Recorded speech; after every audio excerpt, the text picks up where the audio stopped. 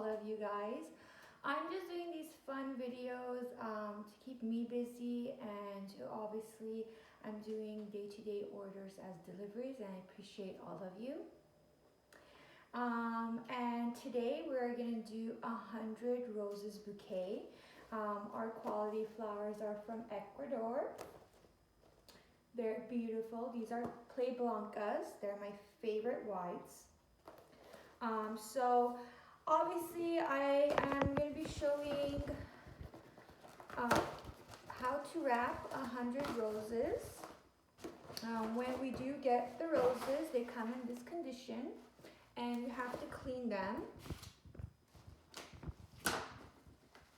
And pretty much what you could do if you don't have tools, you could always get the paper that comes with it, and usually there's a tool for it. I have it at the shop.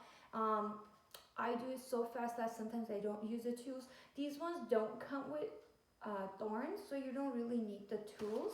And what you do is just, clean the greenery off of it. Now the tool helps when there's thorns, Now I'll do 100 roses with the greenery, how like Russia does it. They're known to, like European countries, they're known to leave the greenery, and it comes like a larger bouquet. But LA people don't like the greenery and they want it compacted. So that's what we are doing right now. Just bear with me, I'm going to be cleaning 100 roses. So it's very simple, it doesn't hurt. Again, like I said, these don't come with thorns. That's why I love them. And they're very, very pretty white. If not, usually you could use Vendelas. They have a little bit more of a cream tone to it. Some people think that there's like a little bit pinkish or peaches to it, but it's not. It's a very beautiful rose. These ones are more white. Now, I'm going to show you after when we get them, we clean the outer layer because that's like their protector. And look how beautiful this rose is. And when it opens up,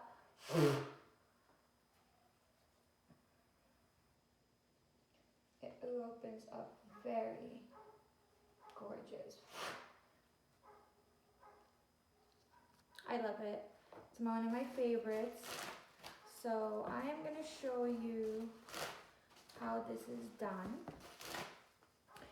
Now, obviously I've done it for years, so it's for me simple to gather large amount of roses together. It has to do with a lot of practice, so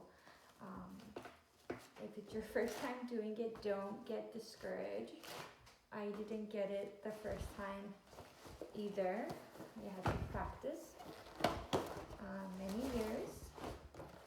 I actually remember the first time I had to do a bridal bouquet years ago. I think I was like 17, and my instructor told me, here, do a bridal bouquet. And I was like, oh, okay, I got this.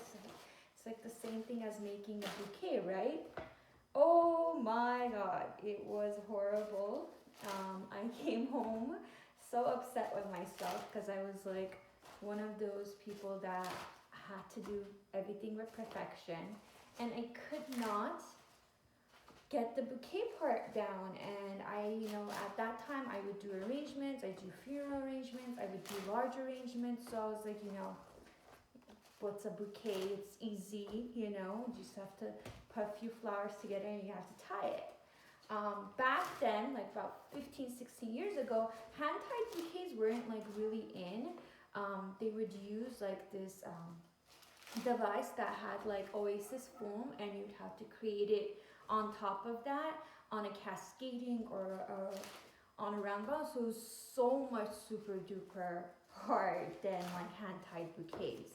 Even though hand-tied bouquets, if you don't do it the right way, it does look wrong as well. And I used to break that foam so much, and my instructor was like, oh my God, you're not delicate, you need to be delicate. That's why every time I like, you know, hire somebody, I tell them like, you know, you have to be delicate, to be very delicate with flowers. And it took me about 3 hours to do a bridal bouquet, and I was like, my God, I do like 3, 4 funeral arrangements, and I do like so much more. Like, how come the bridal bouquet is taking me so long? And I had to practice. I practiced until it was like around 2008, 2009 when a lot of people like to do hand-tied bouquets, like meaning that they don't want it in oasis anymore.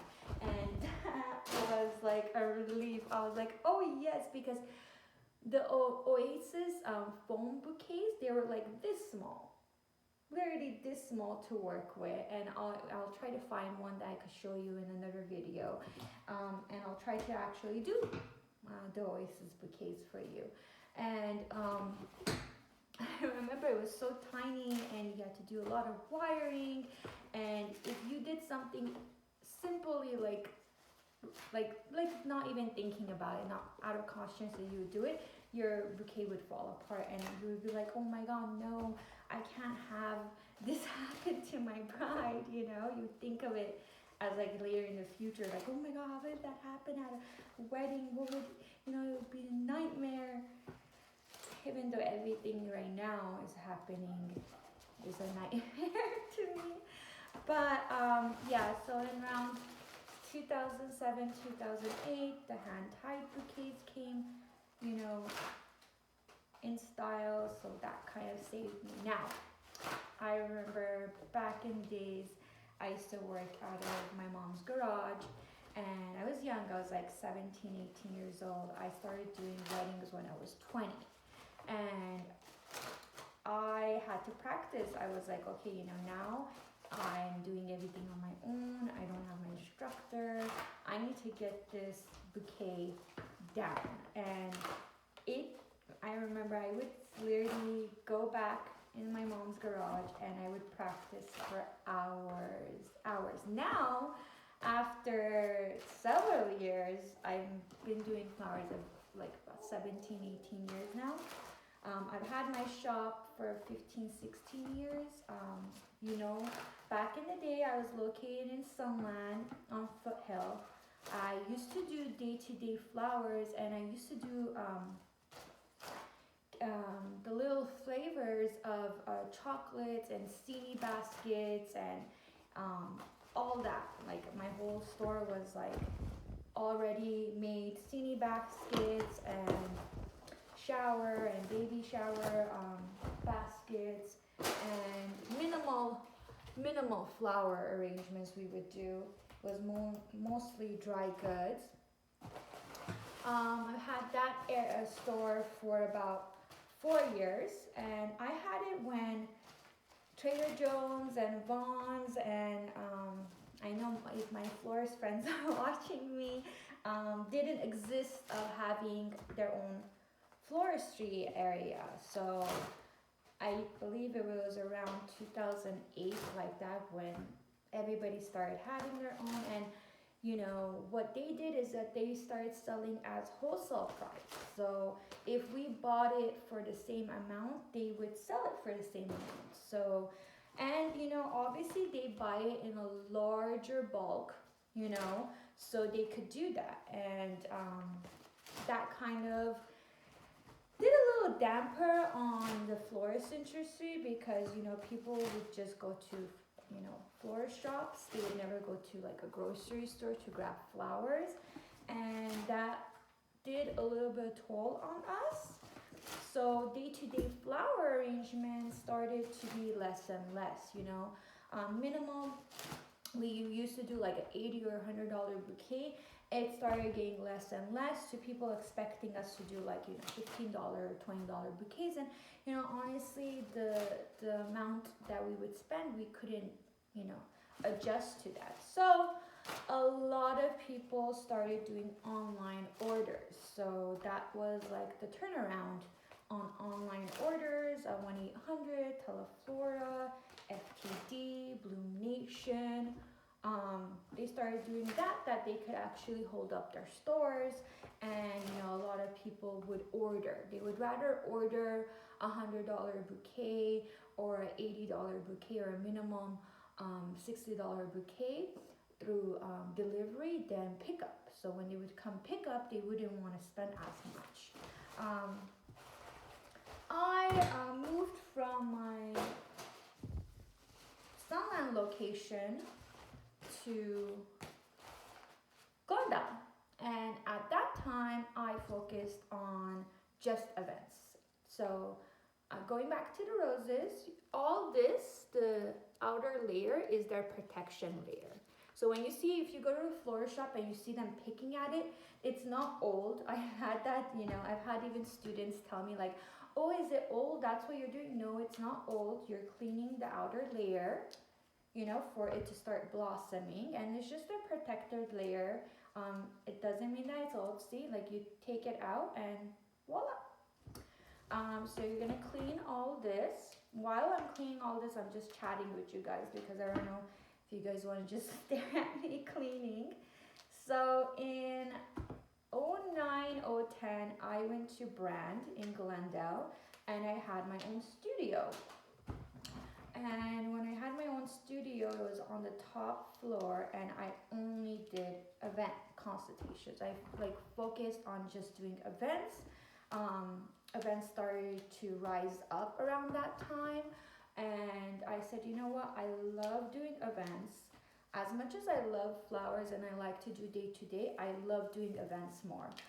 When I used to help my florist friends, like before actually having my own store, I would help them in that department, doing consultations and stuff. And I said, my dad actually pushed me and my mom saying like, why are you doing it for somebody else? Why don't you do it for yourself? And that's when I'm like, okay, I'm gonna take this challenge and do it, which was not easy because I was the youngest florist ever, and I was the girl, and I was like the little baby. They would say like, oh, there's the little, they would call me all kinds of things, but it was hard.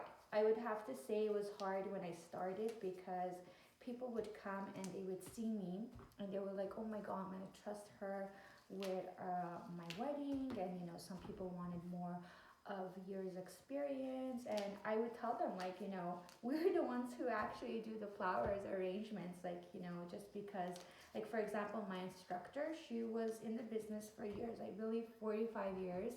And she obviously, there was a point that she couldn't service and doing the centerpieces and everything, so she would hire younger people to help her. And in the beginning, like, you telling that to somebody, they don't really want to hear it, and I would understand. So I would charge lesser than the value, because I was a startup.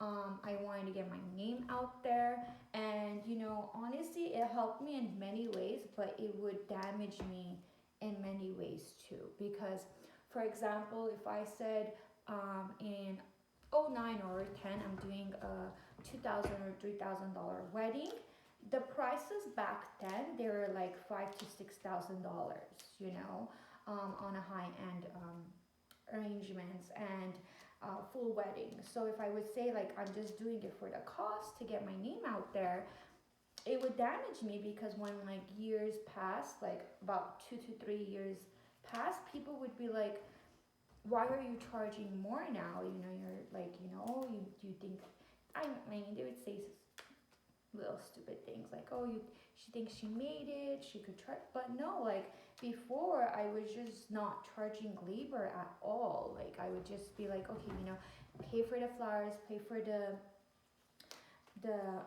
delivery, anything like that. Like I just wanna, for you guys to trust me. And it did happen like until like 2000. I remember 2011 was crazy. It was 11, and it was wow. Like I think I had like about 8 weddings on that particular date. 8, 11, and that year was fully booked, and I was very blessed. And I was like, this is working out. And obviously after that, in 2013, I opened up my actual storefront in Burbank. I'm located in Burbank on Olive, for everybody that knows me there. I've been there for 8 years, and I'm thinking of reconsidering moving back to Glendale, but obviously after everything that's been happening right now, it's a little bit crazy. Don't know what's gonna happen. I actually saw a really nice warehouse that I was looking into when all this happened, and I just put a hold on it, and I was like, I don't know what's going on with everything, but I am hoping and I'm being very faithful that everything is gonna go back to normal. We are gonna have beautiful events and to arrange, so no worries. Don't get discouraged. I know all my brides, I love you all.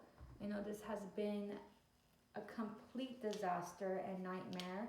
I mean, imagine like all these years, I've never experienced something like this. Like, I don't even know what to even say, because I woke up the same way as you guys wake up, and I was in the nightmare, and I was like, and I've been talking to all my vendors like, oh my god, is this really happening? Like, on the back note, when I talk to you guys, I am as a scattered brain and nervous too, because I have never experienced this, and I'm wishing everybody well, and I hope that this virus goes away.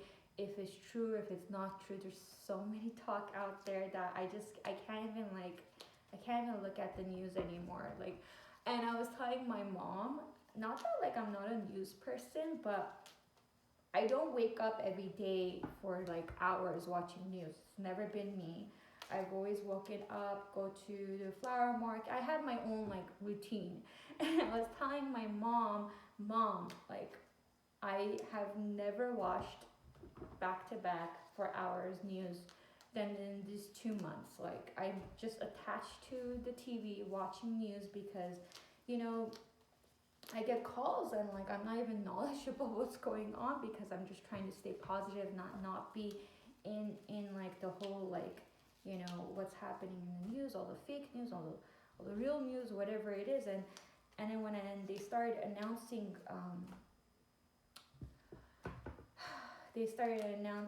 oh, they're gonna extend the lockdown, is when it affected my brides. And I really feel bad for all my clients, not brides only. We have engagements, we have christenings, we have birthdays, we had so many baby showers, because we all know March and April, everybody tends to do a lot of showers at that time.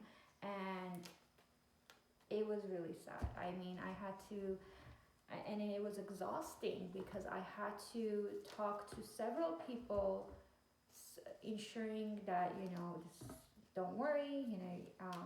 Obviously they're worried about their deposits. They were worried about when they could postpone, because we are booked throughout the end of the year, and it's hard to arrange all your vendors and then have to repostpone all your vendors, because sometimes it doesn't work with everybody. And it's really hard, even though I've had almost, I think, about 90 to 20 people already postpone their events. I'm scared that even then, postponing their events in the end of the year, it still might not be happening. And because we hear all these things, like even yesterday I was like chatting with all my vendors, like, is this true that they're saying no gatherings up to 2021? Like, you don't know, you just read headlines and articles, like everybody's just saying something. But I want everybody to reinsure, to be happy. I know when you get engaged, you have a baby, you want to do their first birthday, you want to do their I remember when I was so excited when I wanted to do Aiden's first birthday, And then I was so excited when I wanted to do his christening. So if I was in this dilemma, I would be disappointed. I would be really disappointed. And you know, I'm actually gonna do another video if I have time to do like smaller arrangements. If you are in this thing that you're having a baby shower and you can't, and you want to do like, you know, small arrangements and still do like a small gathering with your mom and dad or with your husband and the kids, you know. Obviously you can have it up to 9 people, I believe, and you could do like, you know, at your house.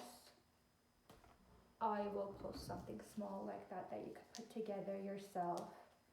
Or if you can't and you want to order it from us, we are doing deliveries to the houses. There's no pickup, just deliveries. And yeah, I just want everybody to be positive. I'm trying my best, like, to be positive myself and have a good outcome. Now, back to the flowers. As you see, like, it takes time. You have to be patient and clean them one by one. Now, I have a lot of clients that, you know, call and they compare the flowers to Trader Joe's or Whole Foods. Their quality of flowers are really good, but obviously, you know, they have shipment every, I think, 2 weeks. So, you know, it's not like us that we have shipment fresh. And what it is that their quality is good, but you know, they don't put 25 in a bunch, so it's lesser. And some of Whole Foods actually does do 25s, but again, like, they buy it from whole like a bunch of quantity. Like, they order maybe 200 or 300 bunches, so that's how they get wholesale prices as well. So for example, if you do, you know, want to know the difference, there's no difference from buying it from a florist shop, but florist shop, obviously, you know, you get the whole delivery and you get their style. A lot of people like certain florist shop style.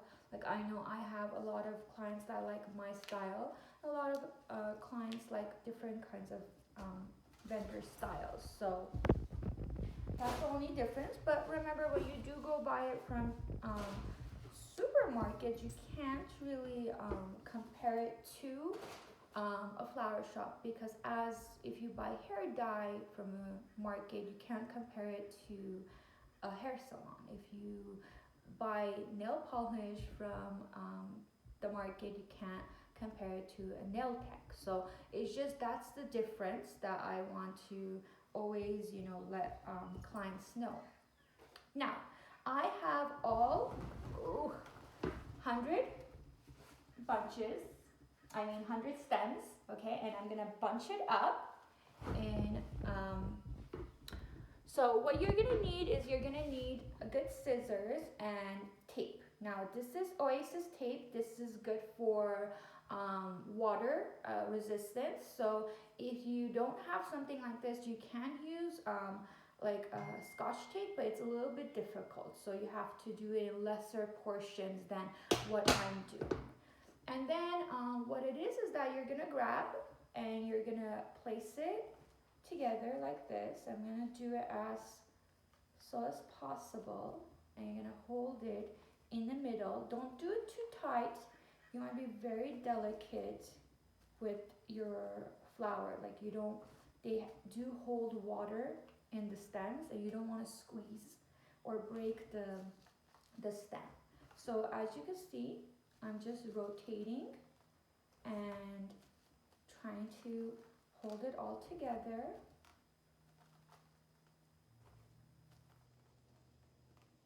Like this. Sorry if I got a little bit quiet. I like to focus. Okay, so the first round that you do is pretty much building your circle, oval shaped, that whatever you put around it, it will guide you. Okay.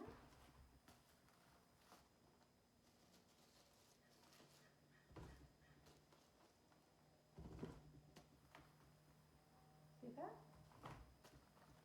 Now, I know it's hard because you have to hold it all together and you have to rotate and you have to add. Now, I've done again this for years, so my strength in my hand, and I have really small hands. I don't really have big hands.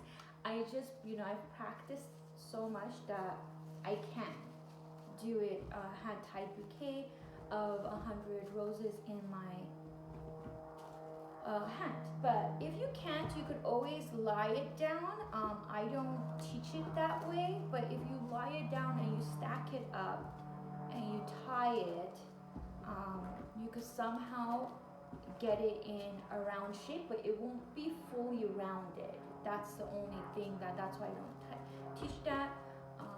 I used to teach one-to-one classes for floristry, and I wouldn't teach it that way because it's not the correct way of doing it.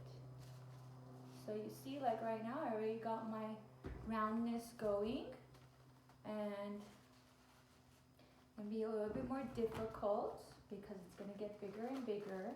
And as of right now, I haven't put the tape yet on it. I am going to get there though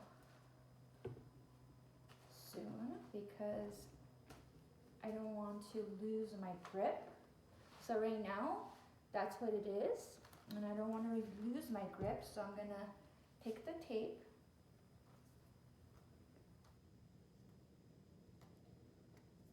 find the ending on it, then prep it before.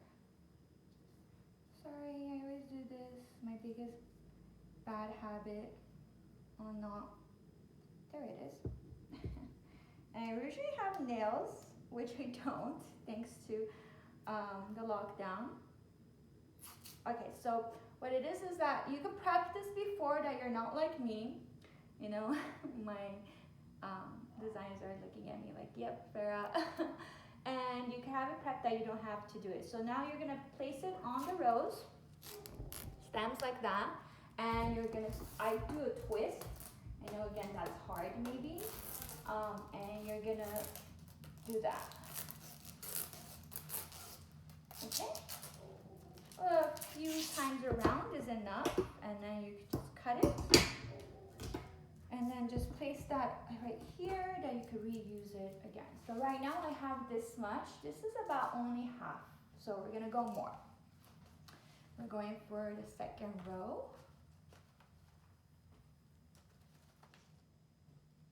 Okay.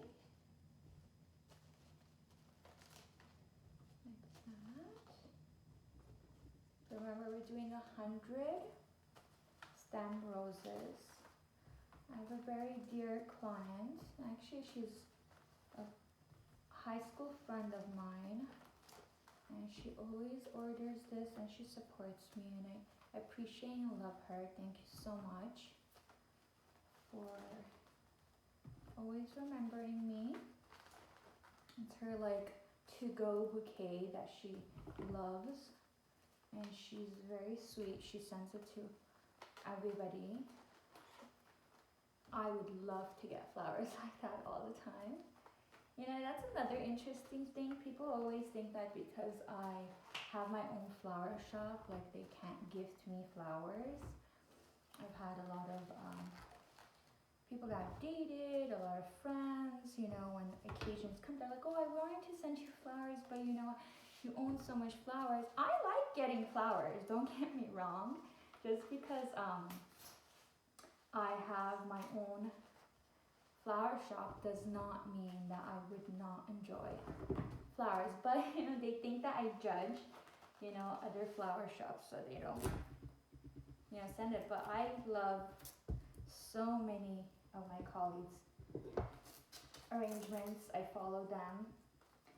And I enjoy getting actually flowers from. And sometimes I order.